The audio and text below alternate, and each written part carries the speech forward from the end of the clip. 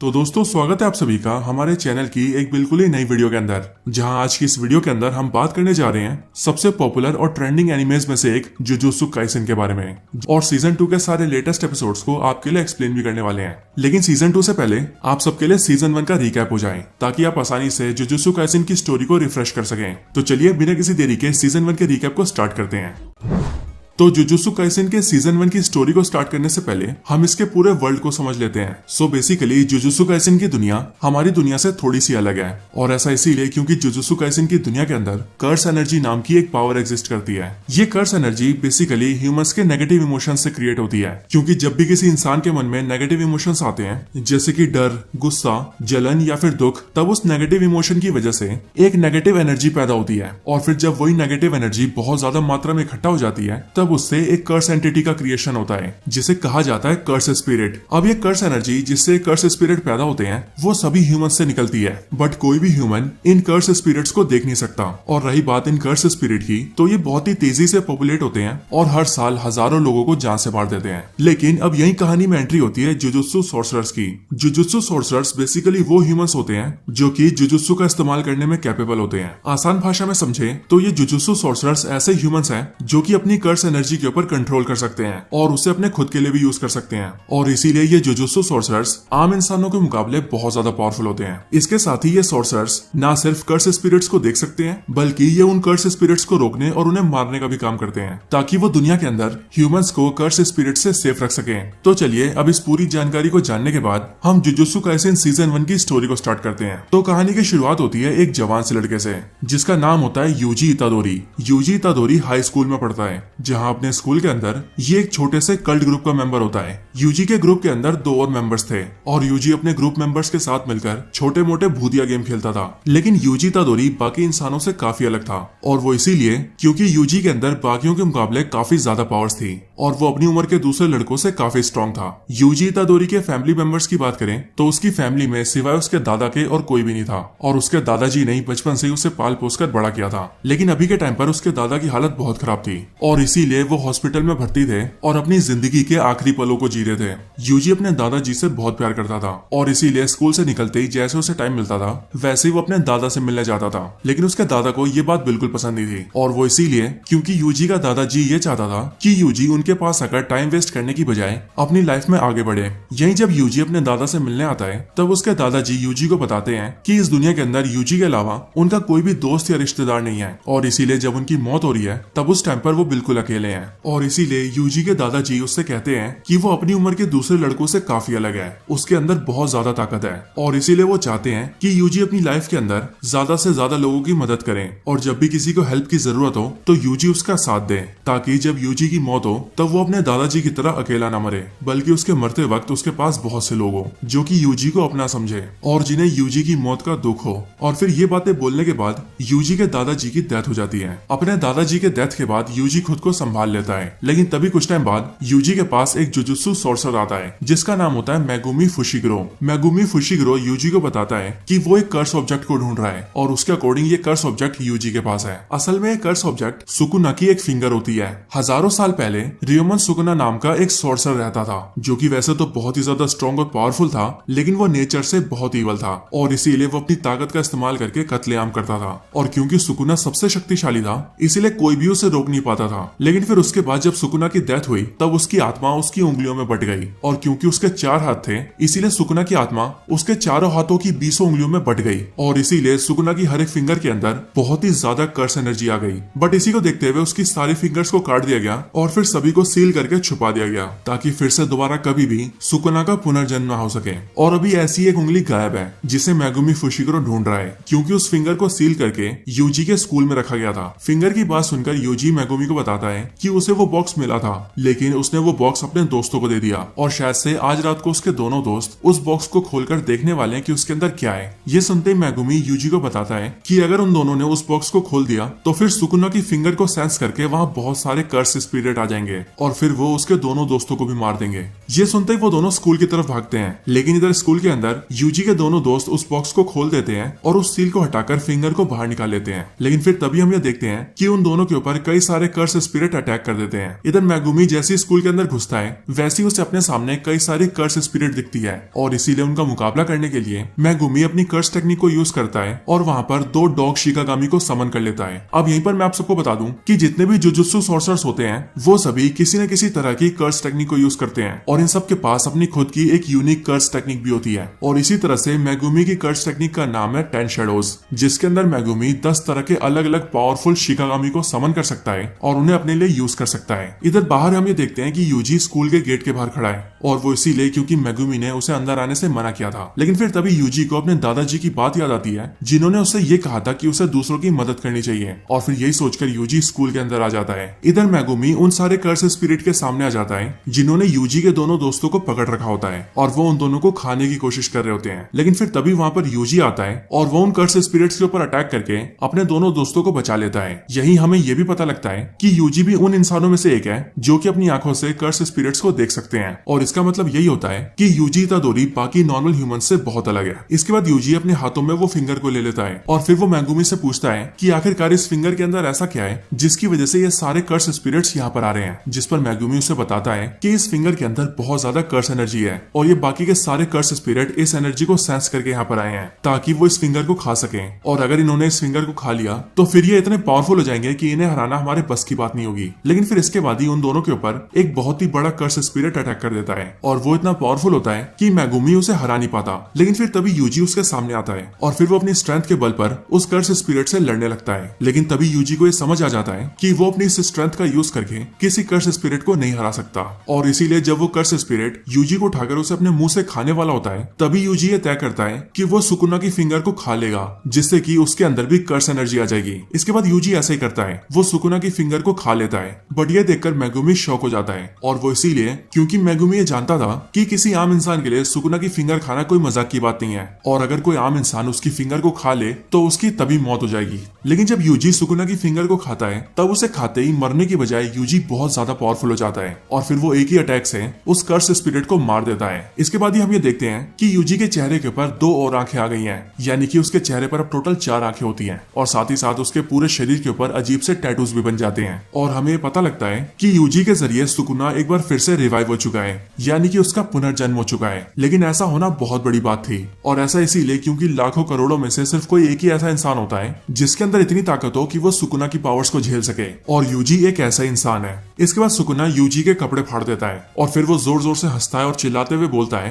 कि अब मैं पूरी तरह से आजाद हूँ और इस बार मैं पूरी दुनिया को ही मिटा दूंगा। लेकिन फिर तभी हम ये देखते हैं कि यूजी अपनी बॉडी के ऊपर कंट्रोल हासिल कर लेता है और ये देखकर सुकुना भी शॉक हो जाता है कि एक इंसान के अंदर इतनी विल पावर है कि वो सुकुना को भी ओवर पावर कर पा रहा है। यूजी की बॉडी के अंदर सुकुना को फिर से जिंदा देखकर मेगुमी हक्का बक्का हो जाता है और क्योंकि वो ये जानता था कि सुकुना कितनी तबाही मचा सकता है इसीलिए वो ये तय करता है कि वो सुकुना को जान से मार देगा और इसके लिए मेगुमी अपने सबसे पावरफुल शिकिगामी को बुलाने लगता है। लेकिन यहाँ पर प्रॉब्लम ये थी कि जो शिकिगामी मेगुमी का सबसे पावरफुल शिकिगामी था उसके ऊपर मेगुमी का भी कोई कंट्रोल नहीं था और इसीलिए अगर वो एक बार बाहर आ गया तो वो ना सिर्फ यहाँ पर सुकुना और यूजी को मारेगा बल्कि उसके साथ साथ वो मेगुमी को भी खत्म कर देगा। हालांकि मेगुमी भी इस बात को जानता था लेकिन वो सुकुना को मिटाने के लिए अपनी जान को भी कुर्बान करने को तैयार था। बट यहाँ पर मेगुमी जैसे ये करने वाला होता है वैसे उसके पीछे से उसका टीचर गोजो सातोरू आ जाता है। अब ये गोजो सातोरू पूरी सीरीज के सबसे इंपॉर्टेंट कैरेक्टर्स में से एक है और साथ ही साथ अभी के टाइम पर गोजो सातोरू जुजुत्सु काइसेन की दुनिया का सबसे पावरफुल इंसान भी है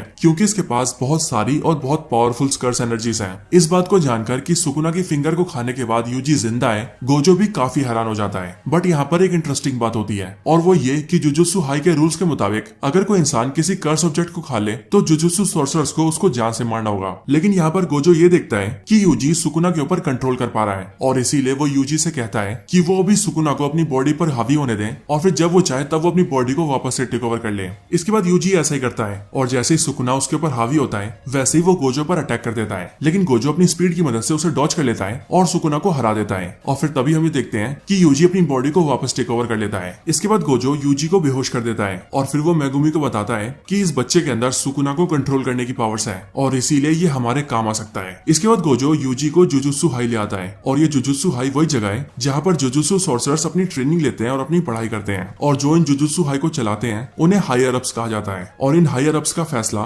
सारे के सारे जुजुत्सु सॉर्सरर्स को मानना पड़ता है। यहीं पर हायर अप्स यूजी के बारे में जानने के बाद ये ऑर्डर्स देते हैं कि यूजी को खत्म कर दिया जाए, लेकिन गोजो किसी तरह से उन्हें अपनी बात मनवा देता है और फिर वो आकर यूजी से कहता है कि मैंने रिक्वेस्ट करके तुम्हारी मौत को टाल दिया है। इसके बाद गोजो यूजी को ये दिखाता है कि सुकुना की फिंगर्स कितनी ज्यादा पावरफुल हैं और इसीलिए वो लोग चाहकर भी उन्हें डिस्ट्रॉय नहीं कर सकते और इसीलिए गोजो यहाँ पर यूजी को दो ऑप्शन देता है। वो यूजी से कहता है कि पहला ऑप्शन तो ये है कि तुम यहीं पर मर जाओ जैसा कि हायर अप्स ने तुम्हारे लिए फैसला दिया है, लेकिन मैं तुम्हें दूसरा ऑप्शन भी दे रहा हूँ और दूसरा ऑप्शन ये है कि तुम एक एक करके सुकुना की सारी फिंगर्स को खा लो और फिर जब 20 की 20 उंगलियां तुम्हारे अंदर होगी तब हम तुम्हें खत्म कर दें जिससे कि सुकुना भी पूरी तरह से खत्म हो जाए। तो बताओ तुम्हें दोनों में से क्या फैसला चुनना है। ये सुनकर यूजी ये डिसाइड करता है कि वो सुकुना की फिंगर्स को खाएगा, क्योंकि यूजी के दिमाग में ये चलता है कि अगर वो अपनी मौत के साथ सुकुना जैसे राक्षस को मार सके तो इससे ह्यूमैनिटी का बहुत फायदा होगा और इसीलिए यूजी गोजो की बात मानने का फैसला लेता है। और फिर जब यूजी गोजो की बात मान जाता है तब गोजो यूजी को दूसरी उंगली भी खिला देता है। इसके बाद गोजो यूजी को अपने साथ ले जाता है और प्रिंसिपल यागा के साथ इंटरव्यू करवाकर उसका जुजुत्सु हाई में एडमिशन करवा देता है, जिसके बाद यूजी इतादोरी को जुजुत्सु हाई के अंदर फर्स्ट ईयर में डाला जाता है। यहाँ फर्स्ट ईयर में उसकी क्लास में दो और लोग होते हैं जो कि होते हैं मेगुमी फुशिग्रो, जिससे हम लोग पहले भी मिल चुके हैं, और दूसरी होती है नोबारा जो कि एक छोटे से गांव में रहती थी और अभी कुछ ही टाइम पहले टोक्यो शहर आई थी। मेगुमी फुशिग्रो गोजो का पुराना स्टूडेंट होता है जबकि वही यूजी और नोबारा नए स्टूडेंट्स होते हैं और इसीलिए गोजो उन दोनों का टेस्ट लेने का डिसाइड करता है और उसके लिए वो उन दोनों को एक भूतिया बिल्डिंग में भेजता है जहाँ पर उन्हें कर्स स्पिरिट्स को मारना होता है। यहीं पर यूजी को एक कर्स टूल भी दिया जाता है और वो इसीलिए क्योंकि अभी तक यूजी के अंदर कोई भी कर्स एनर्जी नहीं है, या फिर ऐसा कहना ज्यादा बेहतर होगा कि यूजी ने अभी तक कर्स एनर्जी को इस्तेमाल करना नहीं सीखा है। अब ये कर्स टूल बेसिकली ऐसे वेपन्स होते हैं जिनके इस्तेमाल से कर्स स्पिरिट्स को नुकसान पहुंचाया जा सकता है या फिर उन्हें जान से मारा जा सकता है, और ऐसा इसीलिए क्योंकि जाहिर सी बात है कि आम सा कोई वेपन कर्स स्पिरिट्स के ऊपर कोई असर नहीं करता। अंदर जाने के बाद यूजी और नोबारा दोनों ही अंदर के कर्स स्पिरिट्स को खत्म कर देते हैं और गोजो के टेस्ट को पास कर लेते हैं। इसके कुछ टाइम बाद जुजुत्सु स्कूल का असिस्टेंट मैनेजर जिसका नाम कियोटाका होता है वो यूजी, फुशिग्रो और नोबारा से मिलता है और वो उन्हें बताता है कि स्कूल की तरफ से उन तीनों को एक बहुत ही बड़े मिशन पर भेजा जा रहा है। इसके बाद वो तीनों ही अपने मिशन को पूरा करने जाते हैं, लेकिन यहीं पर मिशन के लोकेशन के अंदर जाने से पहले कियोटाका उन तीनों को कुछ बातें समझाता है। वो उन तीनों से कहता है कि अंदर जाने के बाद उन तीनों का सामना अलग अलग ग्रेड्स के कर्स स्पिरिट से होगा। असल में जुजुत्सु हाई के द्वारा कर्स स्पिरिट्स को ग्रेड्स में बांटा जाता है, जैसे कि ग्रेड 1, ग्रेड 2, ग्रेड 3 और ग्रेड 4। जो कर्स स्पिरिट ग्रेड 4 में होते हैं वो बहुत ही ज्यादा वीक होते हैं, ग्रेड 3 वाले ज्यादा पावरफुल, ग्रेड 2 वाले बहुत पावरफुल और ग्रेड 1 वाले तो अत्यधिक पावरफुल, यानी कि इतने पावरफुल कि उन्हें हराना लोहे के चने चबाने से भी ज्यादा हार्ड है। और इसीलिए ग्रेड 1 के कर्स स्पिरिट्स का सामना बहुत ही कम सॉर्सरर्स कर सकते हैं। लेकिन इन सब के भी ऊपर कुछ ऐसे कर्स स्पिरिट्स भी होते हैं जिनकी पावर्स बहुत ही ज्यादा होती है और इसीलिए ऐसे कर्स स्पिरिट्स को स्पेशल ग्रेड में रखा जाता है जो कि सभी ग्रेड से ऊपर होते हैं। अब यहीं पर ही हम सॉर्सरर्स के ग्रेड को भी समझ लेते हैं। तो जुजुत्सु सॉर्सरर्स के अंदर भी ऐसे ग्रेड्स होते हैं, यानी कि ग्रेड 1, 2, 3 एंड 4 और आखिर में स्पेशल ग्रेड। और सॉर्सरर्स की ग्रेडिंग कर्स स्पिरिट्स की ग्रेडिंग के हिसाब से की जाती है, जैसे कि जो सॉर्सरर 4th ग्रेड के कर्स स्पिरिट को हरा सकता है उसका ग्रेड भी 4th होगा, जो 1st ग्रेड को हरा सकता है उसका ग्रेड भी 1st होगा, और जो जुजुत्सु सॉर्सरर स्पेशल ग्रेड के कर्स स्पिरिट से टक्कर ले सकता है या फिर उसे हरा सकता है उस सॉर्सरर को स्पेशल ग्रेड में रखा जाता है। और मैं आप सबको बता दूं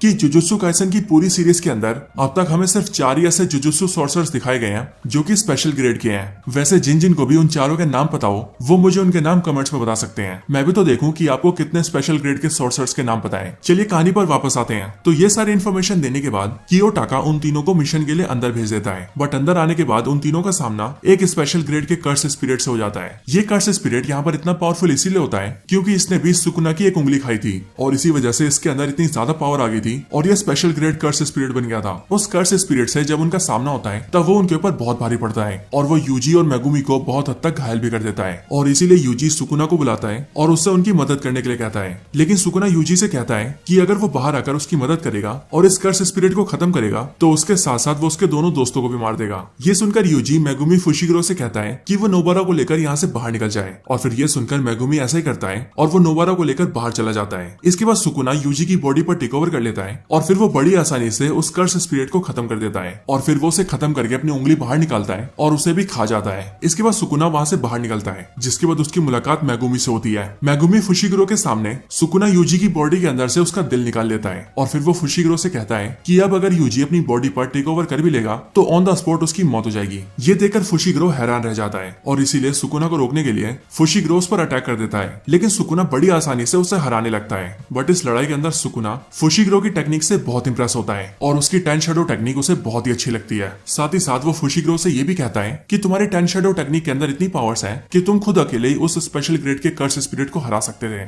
इधर फुशिग्रो एक बार फिर से तैयार हो जाता है और वो अपने सबसे पावरफुल शिकिगामी को बाहर लाने लगता है, क्योंकि वो ये समझ जाता है कि वो सुकुना को नहीं हरा सकता और इसीलिए खुद को कुर्बान करके उसे सुकुना को रोकना ही होगा। लेकिन शिकिगामी को समन करने से पहले ही यूजी अपनी बॉडी को सुकुना से वापस ले लेता है। लेकिन जैसे यूजी वापस आता है वैसे ही दिल न होने की वजह से वो वहीं पर गिर जाता है और उसकी मौत हो जाती है। इसके बाद दूसरे सीन के अंदर हम एक अजीब से आदमी को देखते हैं जिसके साथ 3 कर्स स्पिरिट्स होती हैं। ये लोग सीधा एक कैफे के अंदर जाते हैं और वहां पर सुकुना की उंगलियों के बारे में बात करते हैं। अब यहीं पर मैं आप सबको बता दूं कि ये जो आदमी हमारे सामने बैठा है इसका नाम गेटो है, जो कि किसी टाइम पर जुजुत्सु हाई में पढ़ने वाला एक जुजुत्सु सॉर्सरर था और गोजो का बहुत ही अच्छा दोस्त था, बट अब वो जुजुत्सु हाई के खिलाफ हो चुका है। यहाँ पर गेटो के साथ 3 पावरफुल कर्स एनर्जीज हैं, लेकिन गेटो की टीम के अंदर और भी कुछ मेंबर्स हैं और गेटो इन सबके साथ मिलकर पूरी दुनिया के ऊपर राज करना चाहता है। यहीं पर गेटो इन सबको समझाता है कि दुनिया पर राज करने के लिए उनकी 2 कंडीशंस हैं। पहला तो ये कि उन्हें गोजो को ठिकाने लगाना होगा और दूसरा ये कि उन्हें किसी भी तरह से सुकुना को अपनी साइड करना होगा, क्योंकि सुकुना की पावर्स के दम पर वो लोग अपने प्लान को बहुत ही जल्दी पूरा कर सकते हैं और अगर वैसे भी सुकुना उनके खिलाफ रहा तो वो अपने प्लान को कभी पूरा भी नहीं कर पाएंगे। इसके साथ ही साथ वो ये भी जानते थे कि गोजो सातोरू पूरी दुनिया का सबसे पावरफुल सॉर्सरर है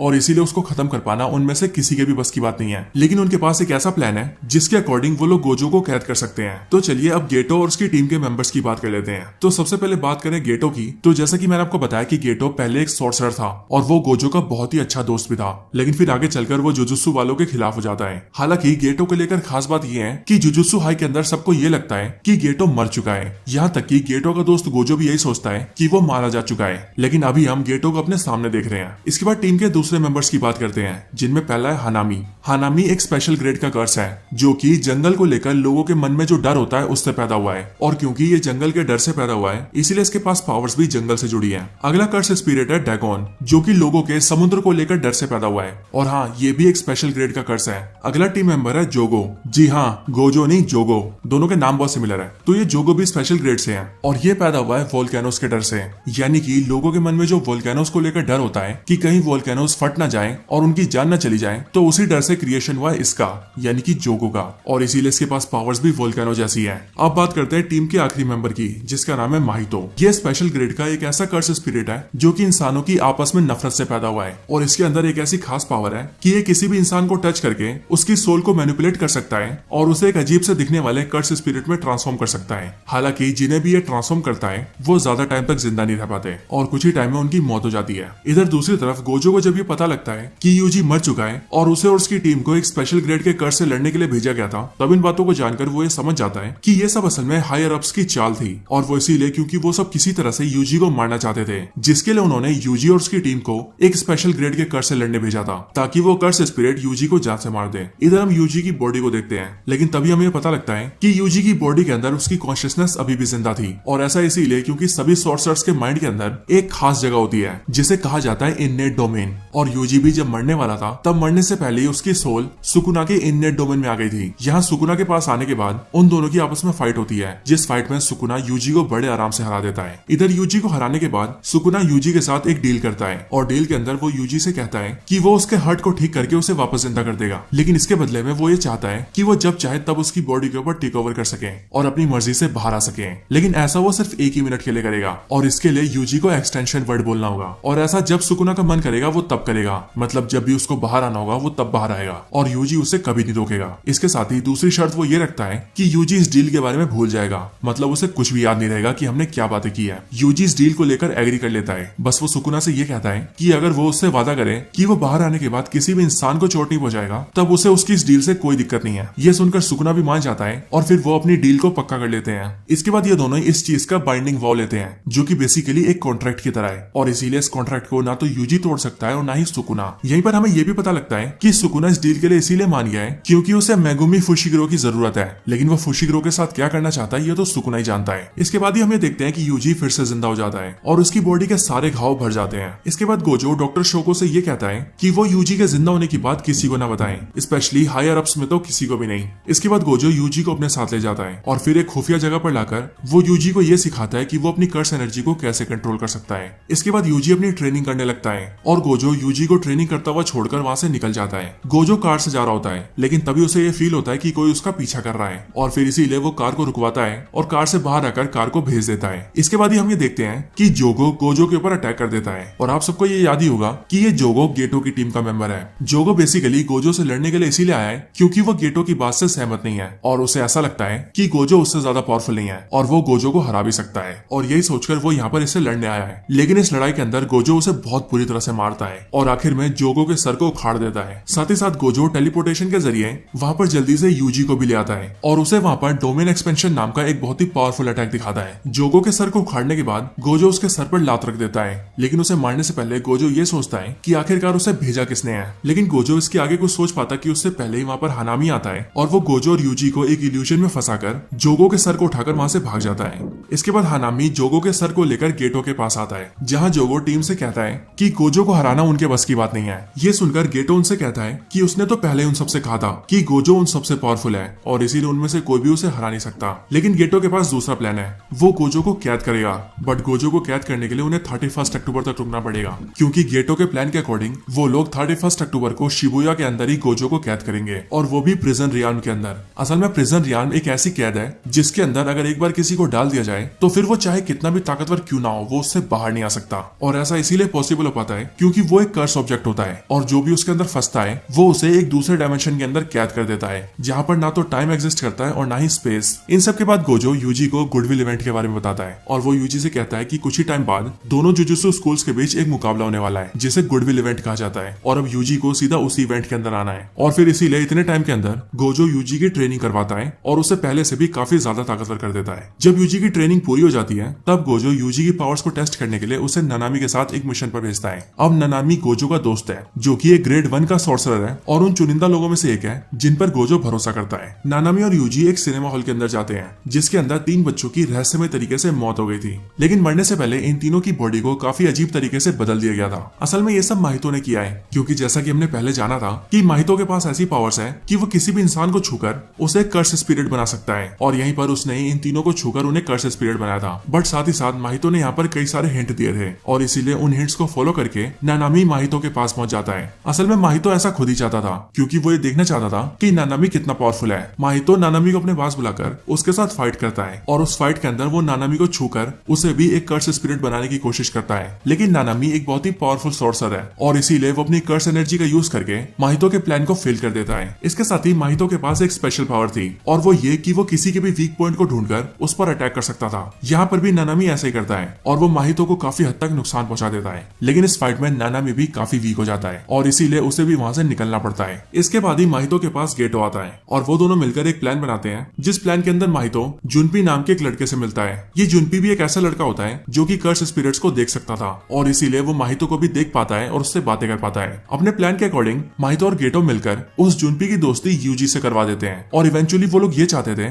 कि वो दोनों जुनपी का यूज करके एक ऐसी सिचुएशन पैदा करें जिसके अंदर यूजी को सुकुना को पूरी तरह से बाहर आने देना पड़े। जुनपी को उसकी स्कूल के अंदर कई सारे लड़के परेशान करते थे और फिर इसीलिए गेटो और माहितो मिलकर एक कर्स स्पिरिट के इस्तेमाल से जुनपी की मॉम को मरवा देते हैं और माहितो जुनपी को ये भरोसा दिला देता है कि उसके साथ जो भी सब बुरा हुआ है वो सब उसकी क्लास के उस लड़के ने किया है जो कि उसे टॉर्चर करता था। ये सुनकर जुनपी अगले दिन अपने स्कूल या उस लड़के को मारने चला जाता है, लेकिन तभी वहाँ यूजी आता है और वो उसे रोक देता है। यूजी की बातें सुनकर जुनपी उसकी बात समझ जाता है और वो रुक भी जाता है, लेकिन फिर तभी वहाँ पर माहितो आता है और वो जुनपी को छूकर उसे ट्रांसफॉर्म कर देता है, जिसके बाद जुनपी एक कर्स स्पिरिट बन जाता है। ये देखकर यूजी सुकुना से कहता है कि वो उसकी पूरी बॉडी को टेक ओवर कर ले, लेकिन बदले में बस वो उसकी मदद करे क्योंकि वो अपने दोस्त जुनपी को ठीक करना चाहता है। लेकिन सुकुना ऐसा करने से मना कर देता है और इसी वजह से कुछ ही टाइम के अंदर जुनपी की वहीं पर मौत हो जाती है। ये देखकर यूजी को बहुत गुस्सा आता है और वो माहितो से बदला लेने के लिए उस पर अटैक करता है, लेकिन फिर माहितो यूजी को भी टच करता है और उसे भी एक कर्स स्पिरिट बनाने की कोशिश करता है। लेकिन जैसे ही माहितो यूजी को टच करता है वैसे ही उसके टच करने से यूजी पर कोई असर नहीं होता। साथ ही साथ माहितो की मुलाकात सुकुना से भी होती है जो कि माहितो से कहता है कि मुझे छेड़ने की कोशिश मत करना क्योंकि इस बार तो मैं तुम्हें माफ कर रहा हूँ लेकिन अगली बार नहीं करूंगा। इसके बाद यूजी माहितो से लड़ने लगता है और फिर उसी टाइम पर वहाँ पर नानामी भी आता है और फिर यूजी और नानामी दोनों मिलकर माहितो को मारते हैं। माहितो जब बहुत बुरी तरह से पिटने लगता है तब वो वहाँ पर अपना डोमेन एक्सपेंशन क्रिएट करता है और उसके अंदर नानामी को फंसा देता है, जिसके बाद नानामी उससे बाहर नहीं निकल पाता। अब डोमेन एक्सपेंशन की खासियत ये होती है कि वो अंदर से तो बहुत मजबूत होता है और इसीलिए उसके अंदर होने वाला उसे तोड़ नहीं सकता, लेकिन इसका वीक पॉइंट यही होता है कि ये बाहर से बहुत ही ज्यादा वीक होता है, इसीलिए बाहर से इसे तोड़ना पॉसिबल भी होता है। यही देखकर यूजी बाहर से उसे तोड़ देता है और माहितो के डोमेन एक्सपेंशन के अंदर आ जाता है और नानामी को बचा लेता है। और क्योंकि यूजी डोमेन के अंदर आ जाता है इसीलिए माहितो का कॉन्टैक्ट एक बार फिर से सुकुना से हो जाता है। बट ये देखकर देखकर सुकुना को बहुत गुस्सा आता है और वो माहितो से कहता है कि उसने उसे समझाया था कि वो दूसरी बार उसे छूने की या छेड़ने की कोशिश न करे, और इसीलिए इस बार सुकुना गुस्सा होकर माहितो के डोमेन को डिस्ट्रॉय कर देता है, जिसकी वजह से माहितो भी बहुत कमजोर पड़ जाता है और इसीलिए माहितो वहां से डर के भाग जाता है। इसके बाद हम ये देखते हैं कि गुडविल इवेंट स्टार्ट होने वाला है। गुडविल इवेंट के अंदर हर साल जुजुत्सु हाई के दोनों स्कूल जो कि है टोक्यो और क्योटो,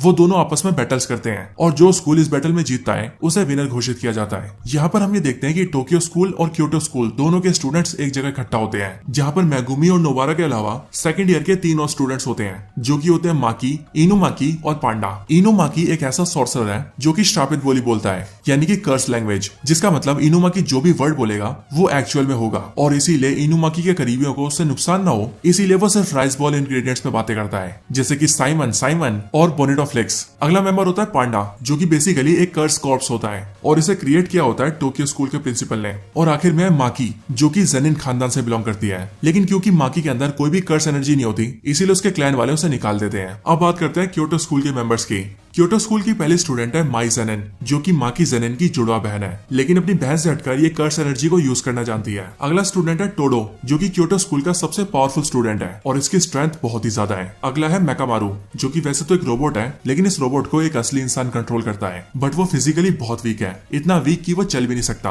और इसीलिए वो इस रोबोट के जरिए काम करता है। इसके साथ ही अगले स्टूडेंट्स है मीवा, मोमो और कैमो। इसके बाद ही यहाँ पर गोजो आता है, जो कि अपने साथ एक ट्रॉली लेकर आया होता है, और फिर वो उस ट्रॉली को खोलता है, जिसके बाद उसके अंदर से यूजी निकलता है और फिर सभी को ये पता लगता है कि यूजी जिंदा है। इसके बाद इनका टूर्नामेंट स्टार्ट होता है, जिस टूर्नामेंट के अंदर इन दोनों टीम्स को एक जंगल में जाना है और उसके अंदर जाकर एक सेकंड ग्रेड के कर्स स्पिरिट को ढूंढकर उसे खत्म करना है, और जिस भी टीम ने पहले उसे खत्म किया वो जीत जाएगी। लेकिन इसके साथ ही उन्हें रोकने के लिए उसी जंगल में बहुत सारे पहले ग्रेड के भी कर्स स्पिरिट्स होंगे, जो कि उन्हें परेशान करेंगे। साथ ही साथ इस टूर्नामेंट के अंदर एक टीम दूसरी टीम को रोक सकती है और वो चाहे तो एक दूसरे पर अटैक भी कर सकते हैं, बस शर्त यही है कि कोई किसी की जान नहीं लेगा। अब इस टूर्नामेंट को स्टार्ट करने से पहले क्योटो स्कूल का प्रिंसिपल अपने स्कूल के सारे स्टूडेंट्स को इकट्ठा करता है और यहाँ पर उन सभी से कहता है कि इस टूर्नामेंट के अंदर उन सबको मिलकर यूजी को खत्म करना है। जाहिर सी बात है, इसी ने पहले यूजी को मरवाने की कोशिश की थी, लेकिन पहले ये कामयाब नहीं हो पाया था, और इसीलिए इस बार ये अपने स्कूल के स्टूडेंट से ये काम करवाना चाहता है। इसके बाद टूर्नामेंट स्टार्ट होता है, जिसके अंदर क्योटो स्कूल का टोडो टोक्यो स्कूल के सारे मेंबर्स को एक जगह रोक देता है, ताकि वो लोग कहीं जा ना पाए और क्योटो स्कूल वाले जीत जाए। लेकिन यहीं पर यूजी टोडो पर अटैक करता है और अपनी पूरी टीम से कहता है कि वो लोग आगे जाए और वो अकेला ही टोडो को संभाल लेगा। लेकिन उस लड़ाई के अंदर टोडो और यूजी की दोस्ती हो जाती है, और इसीलिए जब क्योटो स्कूल के बाकी मेंबर्स यूजी को मारने आते हैं, तब टोडो उन सबको रोकता भी है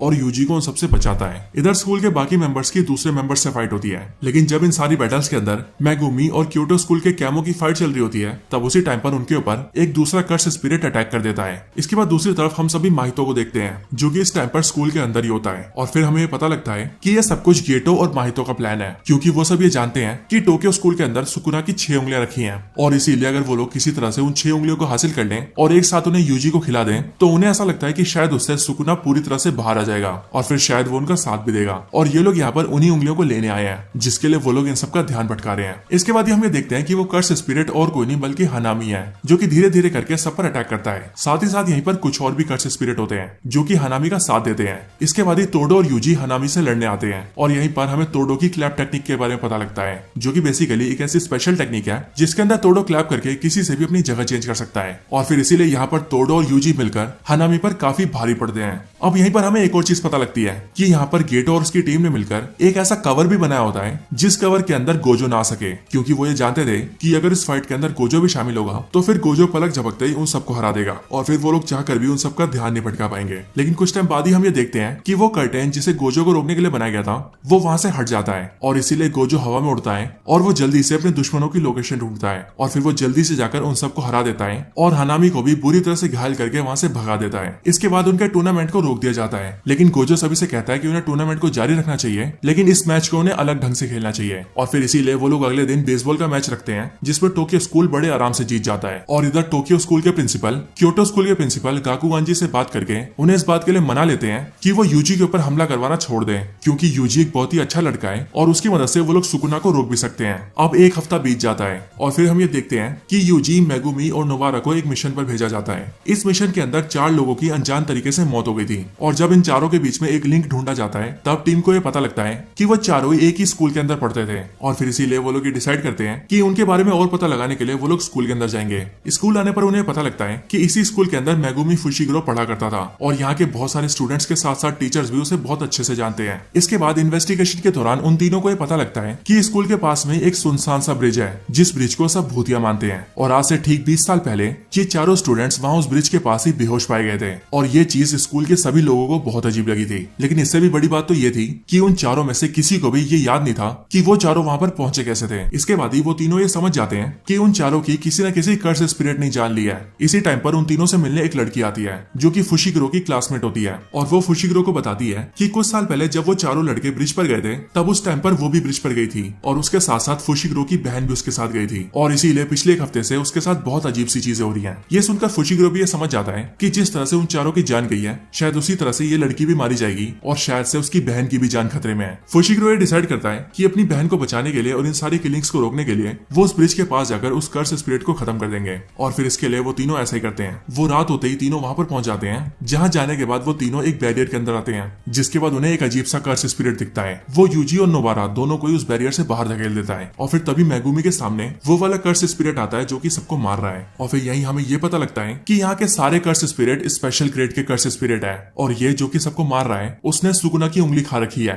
लेकिन क्योंकि इतने सालों से सुकुना जागा नहीं था इसीलिए इसके पास भी पावर्स नहीं आई थी। लेकिन यूजी के उंगली को खाते ही पावर्स एक्टिवेट होने के बाद जैसे सुकुना जागा वैसे ही इसके अंदर भी पावर्स आ गई और ये उन सारे स्टूडेंट्स को मारने लगा। इसके बाद इस फाइट के अंदर मेगुमी फुशिगिरो अपना खुद का एक डोमेन एक्सपेंशन बनाता है और उस डोमेन एक्सपेंशन के जरिए वो उस कर्स स्पिरिट को खत्म कर देता है। इधर दूसरी तरफ हम यूजी और नोबारा को देखते हैं जिनके सामने 2 और कर्स स्पिरिट होते हैं और ये दोनों भी स्पेशल ग्रेड के कर्स स्पिरिट होते हैं। असल में ये दोनों पूरी तरह से कर्स स्पिरिट नहीं है बल्कि ये दोनों आधे कर्स स्पिरिट और आधे ह्यूमंस है और वो इसीलिए क्योंकि आज से करीब 150 साल पहले एक बहुत ही बुरा सॉर्सरर हुआ करता था जो कि दूसरों के ऊपर एक्सपेरिमेंट्स करता था और इसीलिए अपने एक्सपेरिमेंट के जरिए उसने 9 ऐसे क्रीचर्स को पैदा किया जो कि आधे इंसान और आधे कर्स स्पिरिट थे और इसीलिए इन सबको नाम दिया गया डेथ पेंटिंग्स। इन सबको जुजुत्सु हाई के अंदर सेफली रखा गया था। लेकिन आपको याद होगा कि कुछ टाइम पहले ही जब केटो और माहितो की टीम जुजुत्सु हाई के अंदर सुकुना की 6 फिंगर्स को चोरी करने गए तब वहीं से उन्होंने 3 डेथ पेंटिंग्स को चुरा लिया था और फिर उन्होंने उन तीनों को 3 ह्यूमंस के साथ बॉन्ड करके उन्हें एक बार फिर से जिंदा कर दिया और ये तीनों ही कर्स स्पिरिट एक दूसरे को अपना भाई मानते हैं। यहाँ पर ये दोनों ही यूजी और नोबारा पर अटैक करते हैं और उनके अंदर अपना पॉइजन डाल देते हैं। लेकिन सुकुना की वजह से यूजी के ऊपर पॉइजन का कोई असर नहीं होता और नोबारा भी किसी तरह से उस पॉइजन के पेन को झेल लेती है और फिर वो दोनों मिलकर उन दोनों पर अटैक करते हैं और अपनी पूरी ताकत से उन दोनों को खत्म कर देते हैं। इसके बाद मेगुमी उन दोनों से मिलने आता है और वहां आकर वो यूजी के हाथ में सुकुना की उंगली देता है ताकि वो उसे संभाल के रख सके। लेकिन जैसे यूजी उसे पकड़ने जाता है वैसे सुकुना यूजी के मुंह के जरिए उस उंगली को खा जाता है। बट यहाँ पर सबसे बड़ी बात तो ये होती है कि इन तीनों ने यहाँ पर स्पेशल ग्रेड के कर्स स्पिरिट को मारा होता है जो कि अपने आप में ही बहुत ही बड़ी बात होती है और इसीलिए ये बात पूरे जुजुत्सु हाई को पता लग जाती है। जिसके बाद टोडो, यूजी, नोबारा और मेगुमी का रिकमेंडेशन देता है कि उन तीनों को ही फर्स्ट ग्रेड में डाल देना चाहिए और वहीं गोजो की एक दोस्त होती है जिसका नाम होता है मेई मेई और गोजो उसे कुछ पैसे देता है ताकि वो भी वहां पर पांडा और माकी का रिकमेंडेशन दे सके कि उन दोनों को भी फर्स्ट ग्रेड में डाला जाए। इसके बाद ही सीजन 1 का एंड सीन आता है जिसके अंदर हम ये देखते हैं कि यूजी, मेगुमी और नोबारा तीनों ही शॉपिंग कर रहे होते हैं। लेकिन तभी उसी टाइम पर उन तीनों को गोजो का फोन आता है और वो इन तीनों से कहता है कि उन तीनों को ही एक टॉप सीक्रेट मिशन पर भेजा जा रहा है और ये सुनकर वो तीनों ही मिशन के लिए तैयार हो जाते हैं और फिर इसके साथ ही ये पूरा सीजन यहीं पर एंड हो जाता है। तो दोस्तों यही थी वीडियो जुजुत्सु काइसेन सीजन 1 के रिकैप के ऊपर। आप सभी को ये वीडियो कैसी लगी मुझे कमेंट्स में जरूर बताएं और क्या इस वीडियो को देखने के बाद आपको सीजन 1 का रिकैप मिला या नहीं ये भी जरूर बताएं। बाकी वीडियो में कुछ अच्छा लगा हो या बुरा लगा हो ये भी कमेंट में जरूर बताना और हाँ, अगर इस वीडियो को लाइक नहीं किया तो अभी कभी लाइक कर देना क्योंकि एज आई ऑलवेज सेज आप सभी के लाइक्स और कमेंट से ही हमें मोटिवेशन मिलता है और हम इसी तरह की वीडियोस आप सभी के लिए ला पाते हैं। तो बस आज की इस वीडियो में इतना ही। वीडियो को यहीं पर एंड करते हैं। वीडियो पसंद आई हो तो लाइक करें, चैनल को सब्सक्राइब नहीं किया तो अभी कभी सब्सक्राइब करें, वीडियो शेयर करना चाहते हैं तो ज्यादा से ज्यादा शेयर करें और आप सभी इसी तरह से हंसते और मुस्कुराते रहें। बाकी मैं आप सबसे मिलता हूँ ऐसी किसी और बेहतरीन वीडियो में। Till that, good bye.